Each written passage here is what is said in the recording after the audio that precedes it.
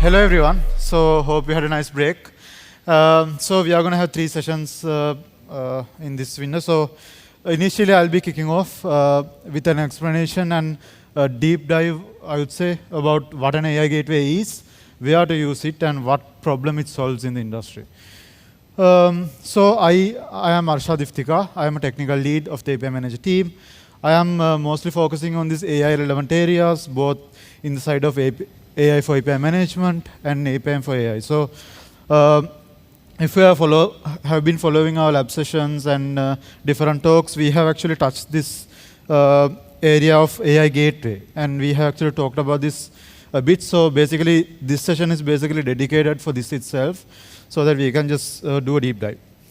So let me get into it. So if we look at the industry at the moment, so I think most of you are aware of the premise that AI brings. So with the transformers coming up, and then we saw these GPT models that came out, and once people saw this transition, they were actually amazed by it, because there were certain capabilities that we never thought which can be possible, which was possible in a second, basically. It was in your fingertips. So in that sort of a, I would call it a exponential growth of a new technology, there were a lot of people trying to capitalize on this new technology. So this is basically what I call ship fast and think later. So most teams try to capitalize on this trend and actually write new things to actually show good proof of concepts, and just ride the wave and actually show that, okay, we can do these things, and our system is capable of these things. But with this sort of mentality, there's always this thing where developers try to just catch up and actually show that we are better than the other person. So with this, actually, we go to this point where we need to think what happens when the dust settles. Because whatever we develop, whatever POC we develop, at the end of the day, we need to actually go to production. We need to build something that makes sense to consumers. We need to build something that consumers can trust. We need to build something that the consumers might not think twice about, and actually go and actually try these things out without compromising their data, their experience, or anything harmful happening to them. So this is what I call the wild west of AI development, because now you have a sort of bunch of POC products that you have developed that is all trying to go to production. All developers have taken their own decisions, own models, own sort of policies they have applied, and now they have the organization have no control of any of this. They have no observability onto the costs they are incurring. They don't have any visibility onto what's happening underneath, what are the models used, what sort of development practices have been used, and to see what data have been consumed in which layers. They have no visibility on this. So if you take these problems, teams are using different AI models randomly. So there can be different internal teams who might see value in different models. And they will be using these different models according to how they please. But there's no proper control. And there's no control over costs, security, or quality. Because these decisions are not very centralized. And it's very decentralized, basically. So security, cost, and governance become very chaotic, because if you especially take a large organization with multiple teams working on these tasks, it will be really chaotic to actually manage everything, as most of project managers might know. So we have data scattered everywhere. Sensitive data might be exposed using AI interactions, especially because you are now communicating with the external party. Most of these LLMs are actually deployed somewhere else, right? We rarely see LLMs running within a own network. So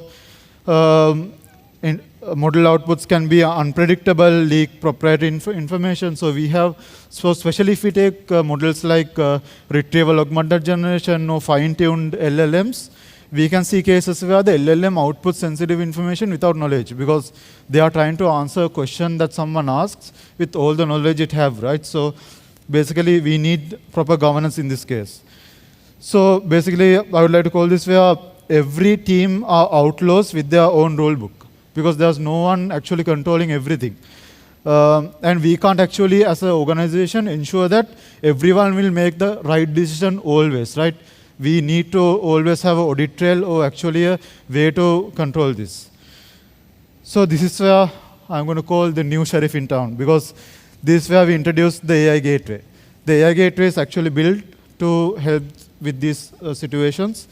And I'm going to get to more details on this. So this is basically the problem we are trying to solve and give a proper background into what we are actually building here.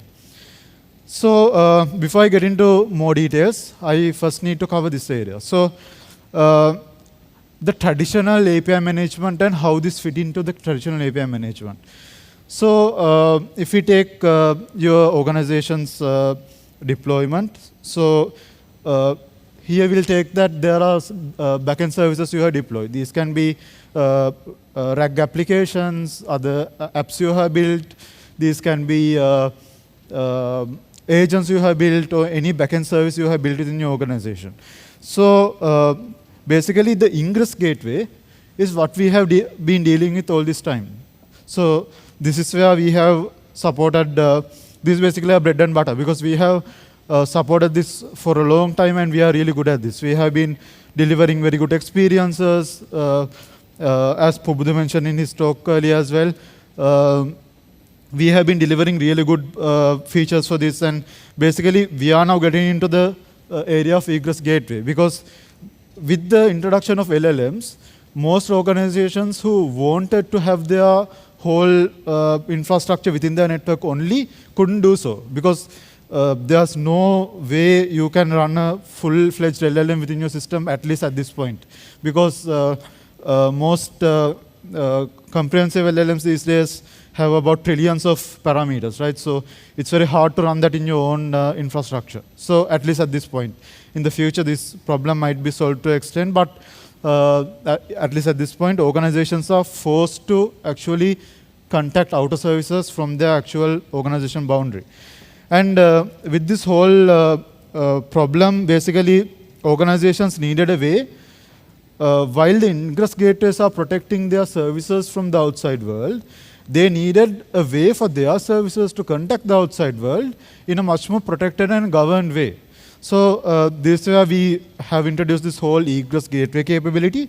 And the AI gateway is a flavor of our egress gateway, where we introduce a set of AI-specific features that you can utilize to protect your LLM calls that are going out of your organization. So basically here I'm going to take an example where you have two backends deployed in this organization boundary AI, as I explained before. And these different deployments are now going to call different models in different deployments in different regions. So in this example, I have taken Azure OpenAI, but these can be Mistral, Claude, and any of these other providers as well. So with these different backends using these different models, actually, as I explained before, not having a proper visibility and control over this can be really hard to control. So basically, that's why we have introduced the AI gateway to sit between the LLM service and your actual backend and regulate these calls. So as Tilini mentioned before, just connecting to that, so she explained how to actually utilize a central control plane where all of these gateways can be controlled from, right? So an AI gateway can be a federated gateway you have set up so that through a single unified control plane, you can actually manage this gateway as well and publish stuff here and have proper visibility for both your ingress APIs as well as this egress gateway APIs. Yeah, so there are 4 main topics I'm going to talk today. So if you take the whole set of features we offer from the AI gateway, I'm going to categorize them into 4. So firstly, we are talking about performance and resource optimization goals. So I'll get to more details in this later on. And next are AI guardrails, which is really important. I'll get to that. This is basically where mostly we see governance getting involved. And we then have adaptive routing. Adaptive routing is where you make intelligent decisions within the AI gateway itself to route it to the proper model at the proper time.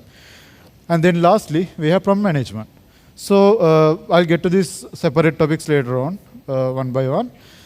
Initially, before we get onto this set of topics, I'm just going to cover one area, which is when we see the different teams utilizing an AI gateway, we see some patterns evolving. So one pattern we see is that organizations like to onboard their LLM services as a single API. For an example, let's say an organization have a contract with OpenAI to say that the organization have, let's say, 10 million tokens per month to utilize. And now they want to share this actual token usage among the set of teams working on AI within the organization.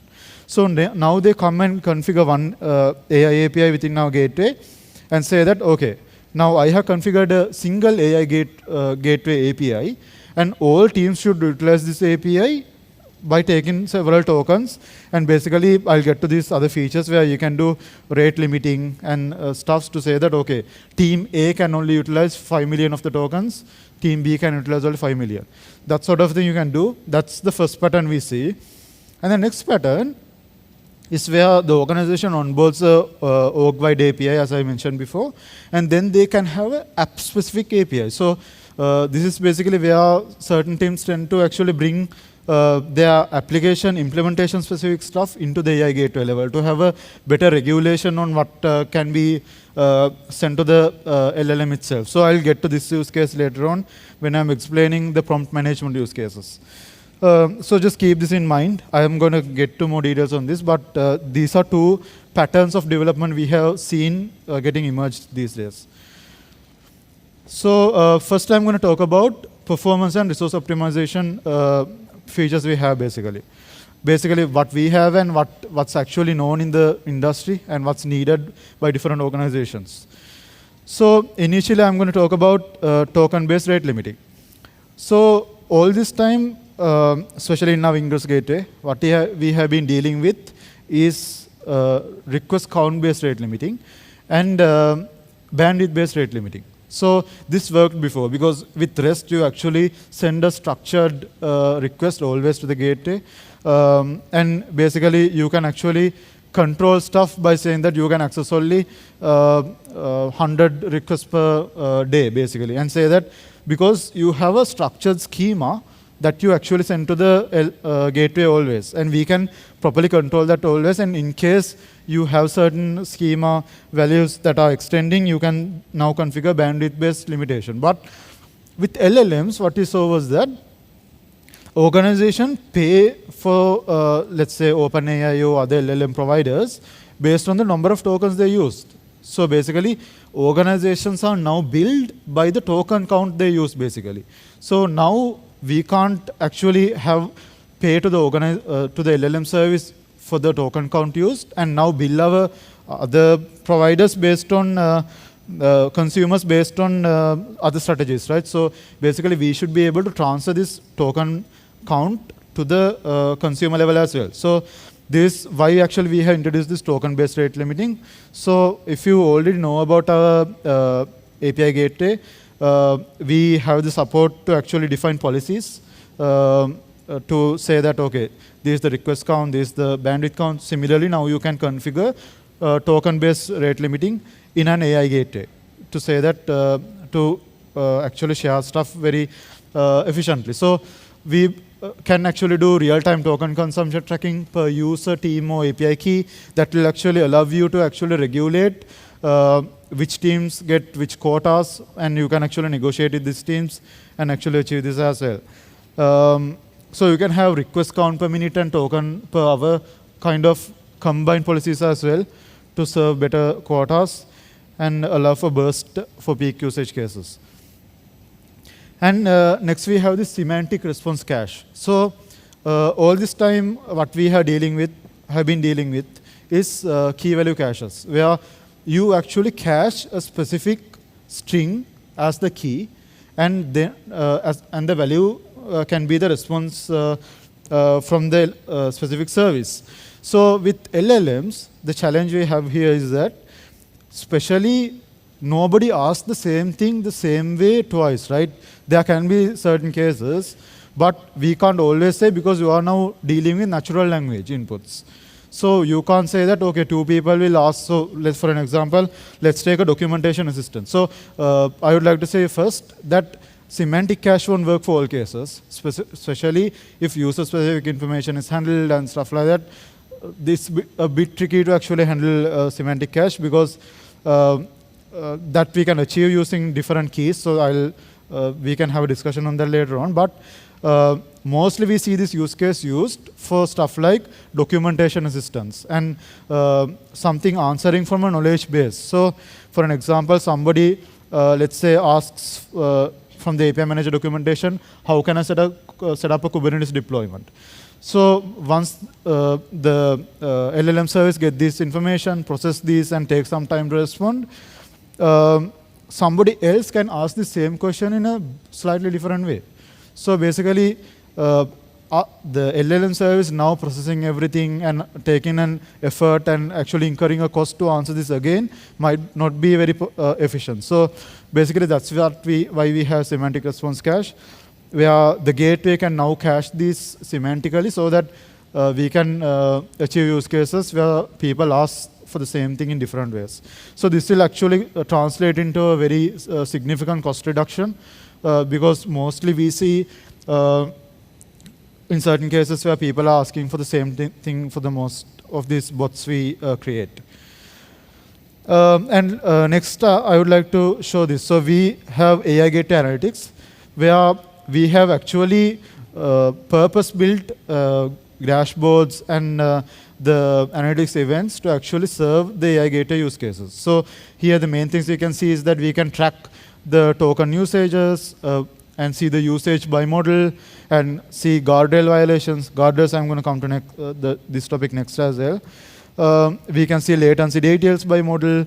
You can actually track costs. And this will actually help organizations to see where you are actually incurring more costs and to see whether certain teams are actually utilizing more tokens and to actually see the demand of different models used by different teams and actually regulate this better. So now you have a better visibility onto what's happening within your teams, what they're developing, what are the models they are using.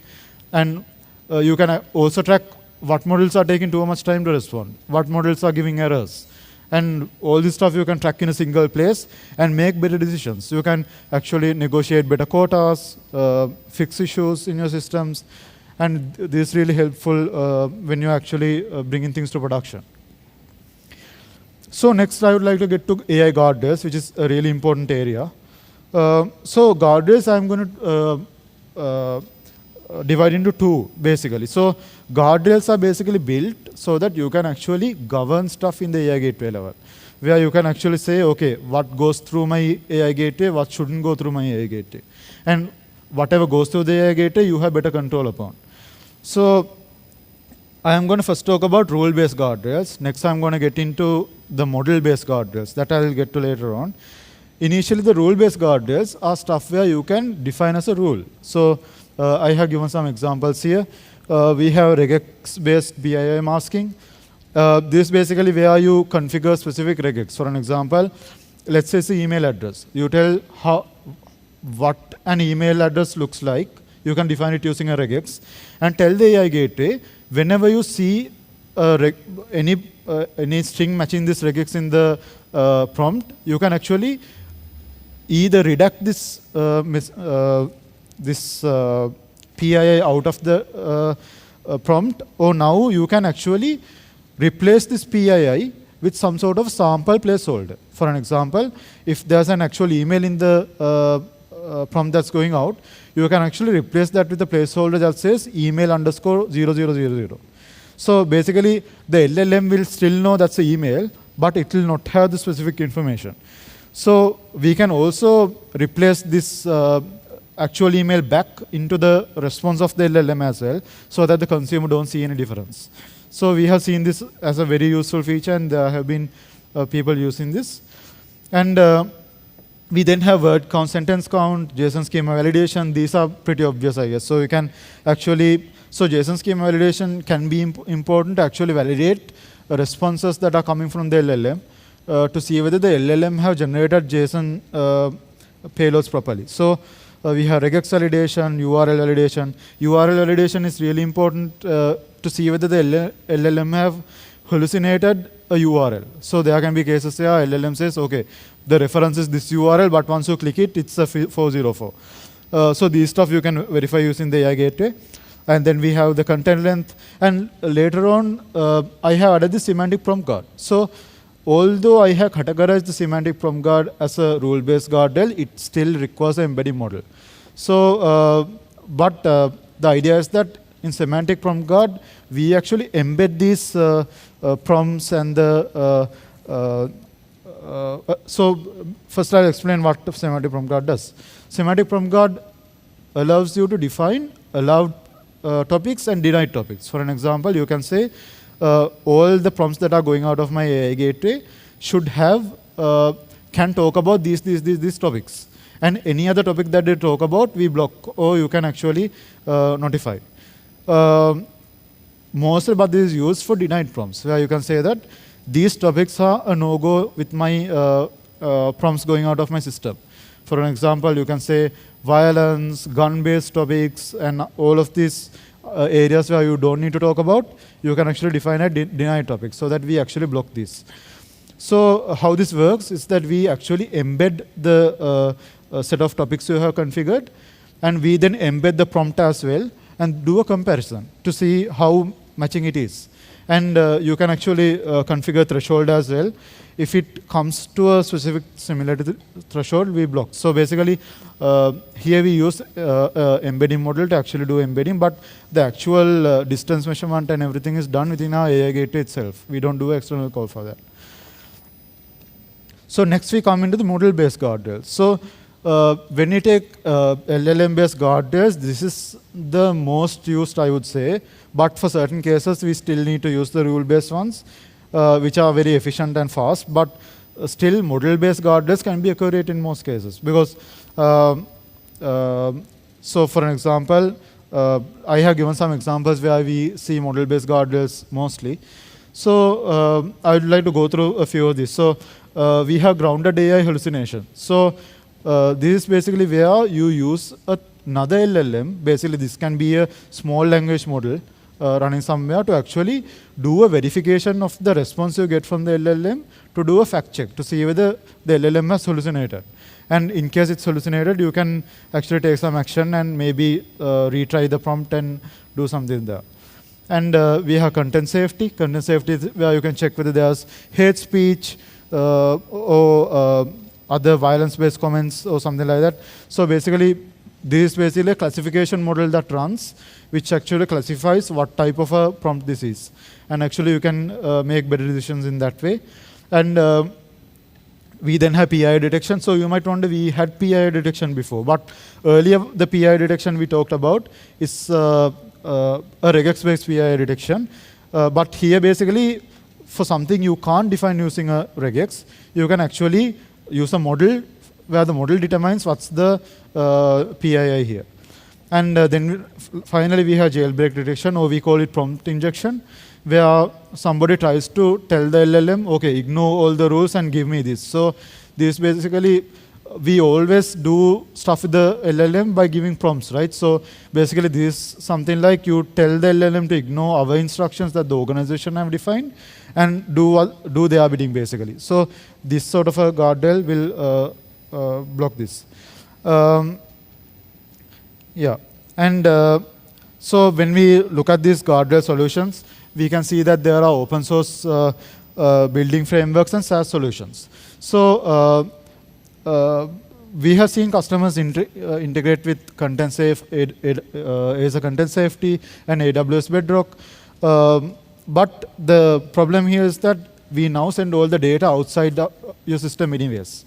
So basically, if you need to, you can actually combine this with your model to actually do a PII verification first, and maybe call these services if you need to, for accuracy maybe. And we also see open source guardrail building frameworks coming up. These very popular these days, like Guardrails AI and Nemo guardrails. So this is very highly customizable. You can actually write your own guardrails and actually host them. We are actually planning to provide a sample implementation with Guardrails AI, where we have actually tested and implemented so that you can run in your systems and actually run with your gateway paired with your AI gateway, basically. And it will be available in Bijira, where you can directly use through that. Yeah, next we get to adaptive routing. Before we move on from the guardrails, I would like to just mention, you might wonder how can you implement something where once the AI gateway decides, okay, now there's a guardrail violation, does the user get notified? But this is not the case, because now we talk about the egress gateway, right? The response comes back to your backend services, where you can now read the assessment from our AI gateway and now make better choices within your backend itself, and maybe write a logic to handle that error scenario. We can discuss about this later on. I'll be hanging around. So next I'm going to talk about adaptive routing. Adaptive routing is where we see policies like model round robin, model weighted round robin, model failover, and these other routing policies. So I'm going to touch a few of these basically. Model weighted round robin we see where organizations use to actually scale new models that they identify. For an example, if OpenAI introduces a new model, you can actually start it out with a 10% capacity in your production deployment and actually scale that up if the consumers are happy with it, basically. And we have model failover, where you can fall back to other models if certain endpoints fail. Then we have LLM-based reasoning, where you can use a LLM to actually decide what model to direct this prompt to. And then we have semantic-based routing, where you can define, give explanations onto what model should be accessed for what case. And basically our gateway will do semantic routing, where we'll be routing to the specific model based on what your prompt says. And lastly, we have the past database routing, where depending on the past information, we can make decisions where to route your request to. For an example, cost-based routing, token-based routing, token count-based routing, actually, least latency and least used endpoints. So these can be translated into our ingress gateway deployments as well, that you'll see in the later on in the future. So lastly, I'm going to get to the prompt management part, where I told that devs try to now offload the application development logics to the AI gateway side. So there are a few main patterns we have seen, where we call it prompt templating, prompt decorating, and RAG injection. So prompt templating and decorating I'll get to in the later slides. So this basically where somebody is trying to, I'll give a quick introduction. So the prompt templating is where you don't actually take the whole prompt from the backend service, but rather define the prompt in the AI gateway level and have some placeholders that you fill using a JSON request. I'll get to that later on. And the prompt decorating is where you can actually give an instruction, maybe a system prompt or something like that, in the AI gateway level, so that all prompts will go out of the AI gateway with this prompt decorator appended to it. And lastly, we have RAG injection, where you can actually write a RAG pipeline within the gateway and actually say that, okay, the prompt going out should add this specific document, and maybe we can actually support you to actually create a vector DB, and you can plug it to the gateway, so that we can actually inject these context to the prompt itself as necessary. So this is a pattern we have seen in the industry in the AI gateways. So getting to the prompt decorating and templating, basically in this example, in this case you might see we have a set of parts of the prompt with placeholders, which will be filled using the JSON query. So here I'm going to show that. So basically, you can see it on the top. Yeah, so basically, what the backend system will be sending will be just a set of keys, and we'll be actually filling these places to actually create the prompt within the AI gateway itself. And in the prompt decorator, basically you can see we actually add a prompt in the beginning as a system prompt, so that the LLM can now act accordingly. So this is a pattern we have seen being used. So basically, you can see all of these features basically in our AI gateway. Please do try this out and get back to us, and basically we can have better discussions to actually improve our product and improve your use cases as well. Let's try to go in this journey together. So finally, I would like to leave you with this message. Just take some time and think, are we in control of our AI usage across our teams? Do we have visibility into the AI costs and security risks we incur? And are we ready to scale AI responsibly? Act now, secure, optimize, and innovate. Thank you very much.